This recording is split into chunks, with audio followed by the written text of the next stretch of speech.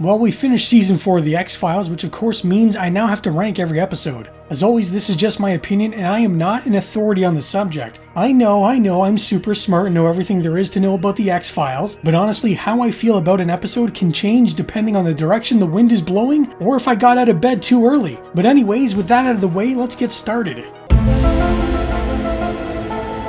Now, I don't hate any episode in Season 4, but The Field Where I Died might be the weakest of the bunch. The Field Where I Died has Mulder and Scully investigating a doomsday cult where Mulder meets a woman named Melissa who may be his love from a past life. The problem I have with this episode is it's always very strange that we meet this random woman and she's suddenly supposed to be someone very important to Mulder. We know very little about her, but we're supposed to believe that there's this unbreakable connection between the two. To make matters worse, the acting from both Kristen Cloak, who plays Melissa, and David Duchovny is pretty bad. I don't know what kind of direction Kristen was given when she came up with her multiple personalities, but I think more time should have been spent on refining them. David as well is not very good in this one. He's been able to show emotion in previous episodes, but this whole thing comes off as if he's trying way too hard to win an Emmy. Add in the fact that he's trying to be emotional for someone we, the audience, have no connection to, and I think the whole thing falls apart. I appreciate what they were going for with this one, but in the end, I just don't think it really works. She's sad.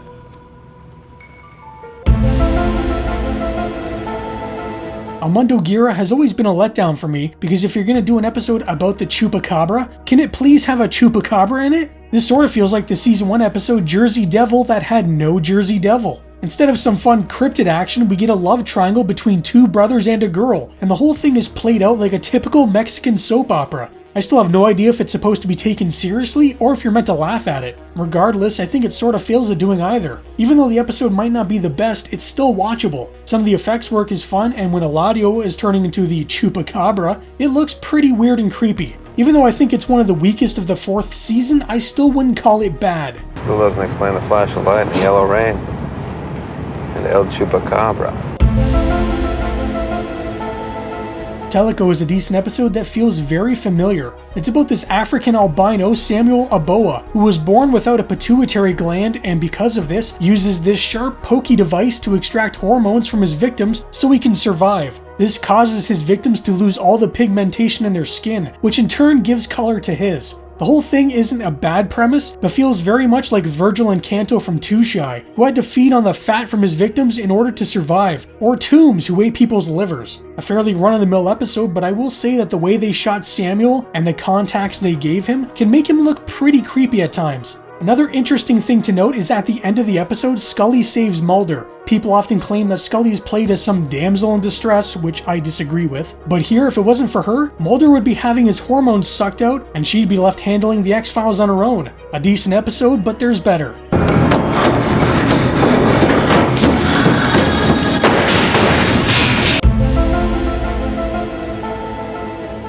Unrequited is another fairly run-of-the-mill episode, but suffers from the fact that there isn't much of a story. This entire episode was rushed while it was in production, which I honestly think happened to almost every episode during Season 4. However, this one was rushed so much that it straight up reuses the entire 3-minute opening of the episode during its climax. They either didn't write enough story for this one or just ran out of time. There's even evidence that suggests the opening for the episode wasn't supposed to be the intended intro stinger, and instead it was supposed to be the general being shot inside his limo by Tiger. The story itself is a pretty good concept. Tiger, a Vietnam prisoner of war, returning to get revenge on the men that sent him there, only to be abandoned by them when they pulled out. Tiger's power to hide in plain sight by somehow always being in your blind spot is interesting, but doesn't really make much sense. Sometimes you just need to go with the premise given and not think too hard about it. Can we also talk about the hilariously small parade thrown for the veterans? I know they're working on a limited budget and time was definitely an issue, but could they not have at least doubled the extras?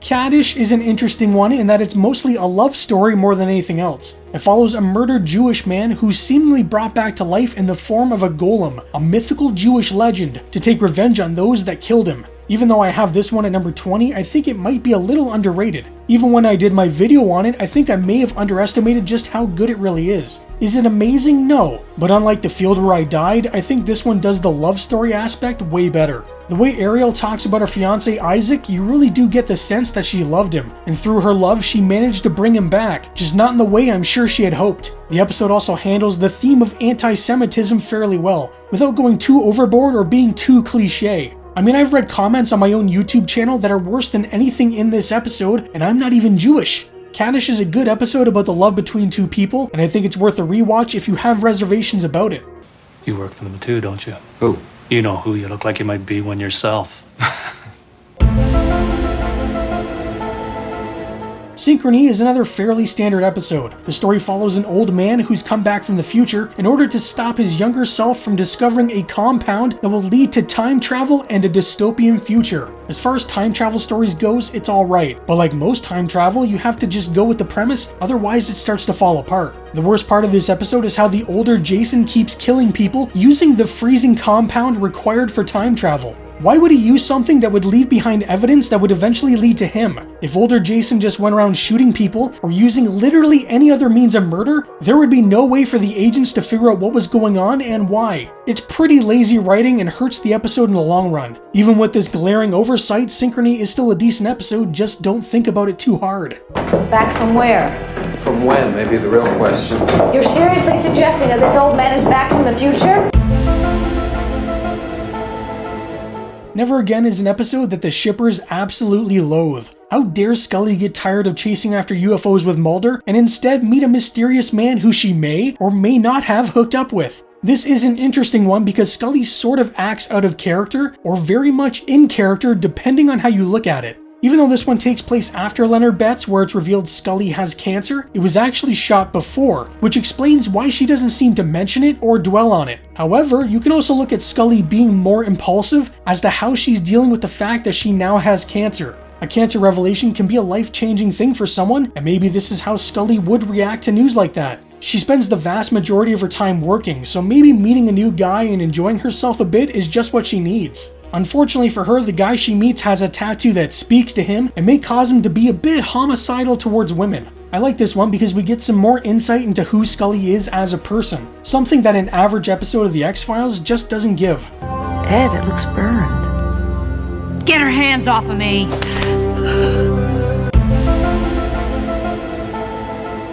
Elegy is a pretty good episode with a not so great ending. It follows an autistic man named Harold who sees visions of people that are about to die. First off, Stephen M. Porter, who plays Harold, does a pretty good job. It's always difficult to portray someone with a developmental disability, but I don't think he goes overboard with it. I know I've mentioned this a million times at this point, but at least he doesn't go full Tracy. I can. When I dream. There is creepy imagery throughout, and the ghosts that Harold and others see are pretty spooky. The best part of the entire episode, however, really has nothing to do with the case the agents are working on, but Scully's realization that she is close to dying. Throughout Elegy, ghosts of the recently dead are seen, but the kicker is, the people that see these ghosts are close to death. So it sort of comes as a shocker when Scully starts seeing the ghosts as well, because it tells her and the audience that she doesn't have much time left. Unfortunately, this great bit of the story is bogged down by the revelation that this nurse we know nothing about, this nurse that's maybe had one line so far in the entire episode, turns out to be the killer. It sort of just comes out of nowhere, and her motivations for committing the murders is pretty murky at best. Overall a good episode, just a weak-ass ending.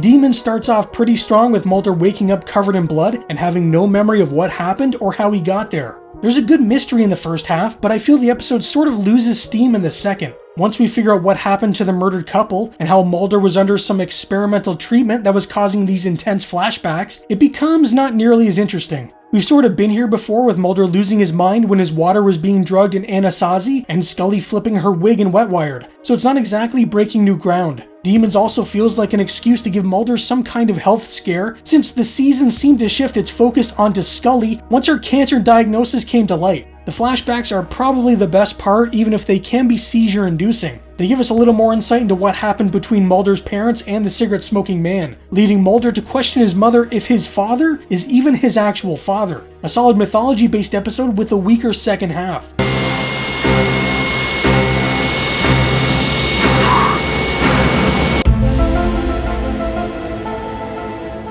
Now, Sanguinarium might technically be worse than some of the entries we've already talked about on this list. It is very run-of-the-mill. Mulder and Scully both seem to be going through the motions with this one, but what makes this one stand out for me is just how disgusting and gory it is. It might be tame when compared to a lot of stuff that comes out today, but that opening scene with the doctor liposuctioning a patient who was only there for a hair transplant is truly horrifying. The episode takes place at a hospital where cosmetic surgery seem to be taking a turn for the worse, as the surgeons are being taken over by some malevolent force. Witchcraft seems to be involved, and a doctor who uses these deaths as a means to stay young. There isn't a whole lot to say really. The story is fine, but you're basically waiting until the next disgusting set piece takes place. It's funny, some of the things censors have gone after over the years, yet this episode somehow makes it to air. Are you aware that Dr. Lloyd is claiming he was possessed during the incident? Terma, the second half of a two-parter, has Mulder attempting to escape from a Russian gulag, and Scully refusing to answer a committee about his whereabouts. This is a pretty good second half, but weaker in my opinion when compared to the first. There's some stuff going on in this one that doesn't quite make sense, or seem to be rather convenient story-wise. Like the random Russian men Krychek found out in the woods that just happened to know how to prevent the testing of the black oil vaccine. Guest star Jan Rubisch is pretty great as this KGB assassin trying to cover up the testing of the vaccine, but he's never seen again after this episode. I thought he was a pretty interesting character, and it would have been cool to see him get involved later down the line, but it never happens. My favorite moment of this one is when Mulder gives his impassioned speech in front of the committee, basically calling them out for ignoring evidence because it may prove the existence of something greater than us. A pretty good episode overall, but like I said, I think the first half is better. Then I suggest that this whole committee be held in contempt for ignoring evidence that cannot be refuted.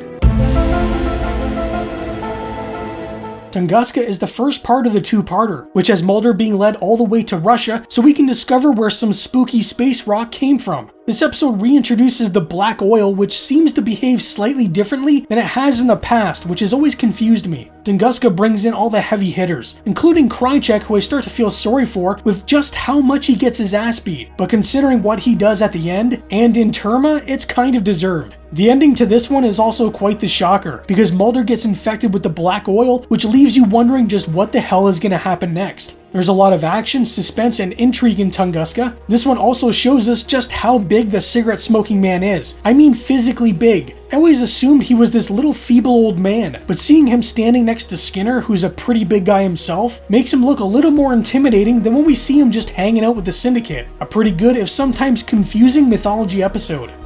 Stupid ass haircut. I got news for you, Mulder.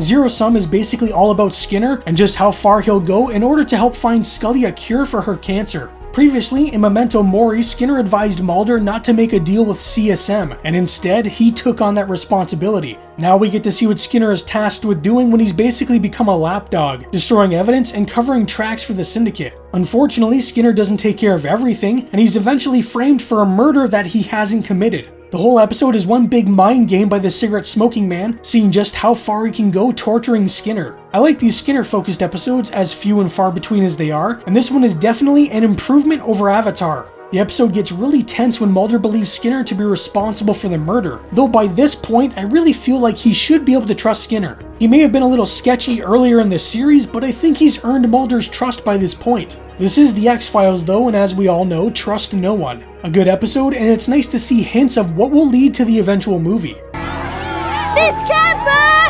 Billy got stung by a bee! Mrs. Camper!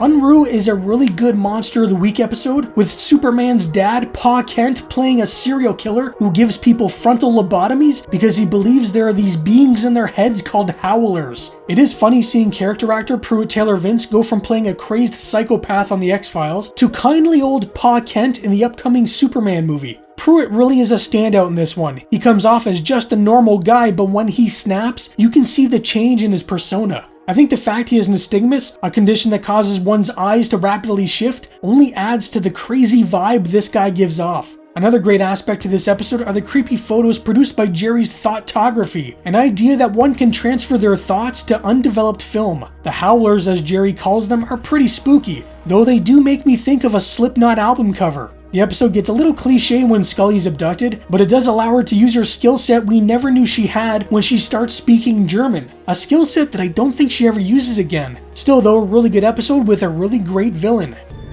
She's safe from the Howlers. The second half of a two-parter, and like Terma, I don't think it's nearly as good as the first. A good chunk of the episode is Mulder piecing together what happened to the downed airliner, which is fine, but then it basically ends in the same fashion. Except with Mulder's flight landing perfectly fine, because we can't have the main character die off now, can we? One thing that always bugged me was how quickly Agent Pendrell was forgotten. This poor guy had a huge crush on Scully, was shot and killed when he got in the way of a shooter, and we don't even get to see Scully or anyone else say goodbye to him. He took a bullet for Scully and she couldn't even go to the hospital with him? Scully tells Mulder that Pendrell died and he sort of pauses for a moment and goes, "Oh, well that's sad." Anyways, I mean that's just a minor nitpick, but it always rubbed me the wrong way. By the end of the episode, the agents are basically right back where they started. A bunch of people died because of some alien device, but the aliens take their device back and anyone involved is dead. So all of this was for nothing, I guess. Max is a good episode, but not nearly as good as the first part. You're going to the hospital. You're going to be okay. Tempus Fugit, which is the first part to Max, I think is a much better episode. First off, we have the return of Max, who we first met all the way back in the Season 1 episode Fallen Angel. However, his return is short-lived because he's quickly killed off when a mid-air alien abduction is intercepted by some fighter pilots. I've always found this one to be pretty sad because Max has had one really tragic existence. He was always being abducted and never knew any kind of peace, and then suddenly he's killed off. It's a sad story that Mulder takes pretty personally. He had a connection to Max, and I think he honestly cared about the man. So it sucks when Mulder finds out he's dead, and even worse when he sees his body. I think the unraveling mystery of what happened is more interesting in the first part, and it's capped off with Agent Pendrell shooting, which was pretty shocking at the time. A good episode, but I wish Max could have been kept around longer. And when Max is returned, he's going to tell us exactly the same story unless someone gets to him first. Mulder, Max is returned. I found out a few minutes ago. They found his body a short way from the wreckage earlier today. Herrenvolk, the season opener, picks up where we left off with Teliko, as Mulder, Scully, and Jeremiah Smith are all being tracked down by the bounty hunter. There's quite a bit going on with this one. First, we have the introduction of the Bees, which will eventually play a pivotal role in the X-Files movie. We've also got Mulder leading to a farm with clones of his sister, and worst of all, the death of X, which I always hated. I don't find Marita nearly as interesting, but the producers wanted someone that could maybe be a love interest for Mulder, or at least have some sexual tension between the two, so X had to go, I guess. X was one of my favorite characters, so it always sucks to see him die off. As far as a mythology-focused episode goes, this one is really solid, and back when it first aired was pretty shocking. It's me. It's me, Fox, your brother. Speaking of shocking, next up we have the Season 4 finale, Gethsemane. Now, depending on how involved in the fandom you were at the time, you may or may not have known that there was an X-Files movie in the works. So the revelation at the end of the episode that Mulder took his own life was either a huge shock, or you knew it was bullshit because David was off filming the movie. The episode is all about testing faith, Scully's faith with God, and Mulder's faith in the existence of extraterrestrials. Extraterrestrial. A new discovery in Canada that may prove that aliens are among us shakes up everything Mulder knows when he's told that everything he's seen has been set up to make him believe a lie. This leads to Mulder's apparent suicide, but we all know that doesn't actually happen. But it was shocking enough that it had people talking and theorizing until Season 5 would start airing several months later. There's also a great conversation between Mulder and Scully where they talk about each other's beliefs, and even though they may believe in something different, they are more alike than they think. A really great season finale and one of the better episodes of Season 4. Agent Mulder died late last night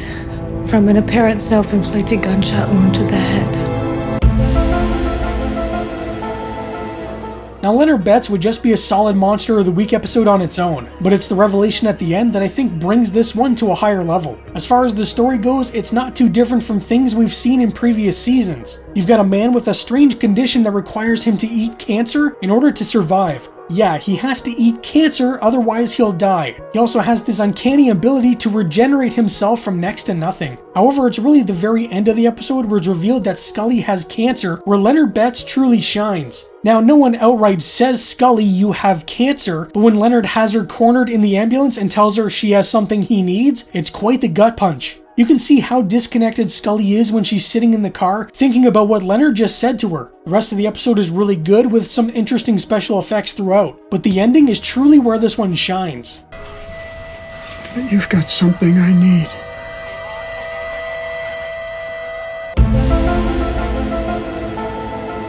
Memento Mori is a pretty somber episode because this is the one where it's 100% confirmed that Scully has a tumor in her brain. This leads Mulder down a rabbit hole of fertility clinics and secret research facilities where he does all he can to try and find out how this happened and a cure. A good deal of the episode focuses on Scully coming to terms with what's happening to her, while everyone around her does their best to comfort her or save her. There's a really sad moment when Penny Northern, one of the women Scully met earlier in the series who also was given cancer, dies after losing her battle with the disease. I think it only brings things closer to home for Scully for what is likely about to happen to her. One of the highlights for me is how Mulder comforts Scully in her grief. She always does her best to stay strong in front of him, but sometimes what she really needs is just a big hug. These two obviously care a lot for each other and it's just a nice moment. Memento Mori is a really great episode and one of the highlights of season 4. He knows what they did to Agent Scully. He may very well know how to save her. If he knows, you can know too, but you can't ask the truth of a man who trades and lies.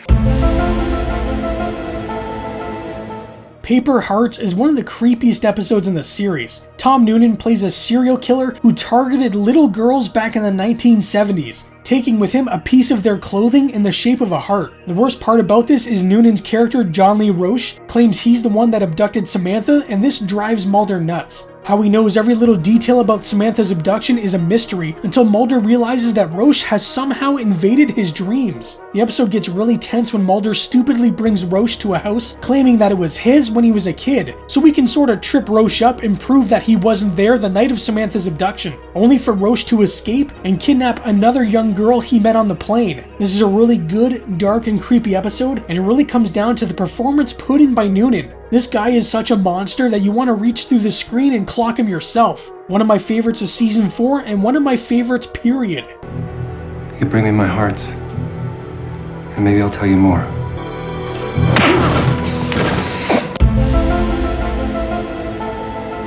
Another one of my all-time favorites, Small Potatoes, is about a small town where all the women are giving birth to babies with tails, and when the agents get involved, it turns out that the father is a schlubby guy with a tail who can shapeshift. Now obviously the story is a tad on the rapey side, as none of these women consented to this man who they thought were their husbands, and one woman who thought he was Luke Skywalker. But I can't help but laugh every time I watch it. Darren Morgan, known for writing some of the series' best episodes, plays Eddie Van Blunt, our shape-shifting loser, and he does a great job. What's hilarious is the role was written with him in mind, which makes you think of how Vince Gilligan must see his friend if he wrote an episode about a loser who has to trick women in order to get laid specifically for him. There's a lot of funny moments throughout, like Mulder's eye roll when Eddie tries to run away, or the awkward moment at the very end of the episode when the real Mulder finds Scully and Eddie about to do something she may have regretted. This one isn't for everyone. I've seen some people praise it and I've seen others call it cringe, but I'm definitely of the opinion that it's pretty great.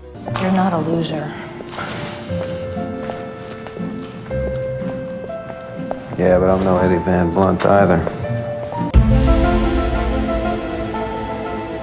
Musings of a Cigarette Smoking Man is a really great look into who CSM really is, or who he may be, because the story we're being told could be the truth or it could be fabricated. Whether it's true or not, I think it's an interesting dive into a man who we really don't know much about. There's an interesting alternate reality to the whole thing, kind of like Forrest Gump, where Cigarette Smoking Man seemed to be involved with some of history's greatest tragedies, like the assassination of JFK or the assassination of MLK, who the Cigarette Smoking Man actually liked, if only he hadn't started with that communist talk. There's also a great plot where Cigarette Smoking Man is trying to get a story published, and when it finally happens, he's so happy he gives his resignation to the syndicate so he can keep writing, only to find out they changed the ending of his story, putting him back on the path of evil. Imagine all the people that could have been saved had no one tinkered with his story. This published story also appears to be the one that Frohickey has been reading this whole time to the agents, so can any of it actually be believed? I have no idea, but it's fascinating to speculate and try to pick out the fact from the fiction. This is easily one of the best episodes of the series, and if someone had it at their number 1, I would not blame them.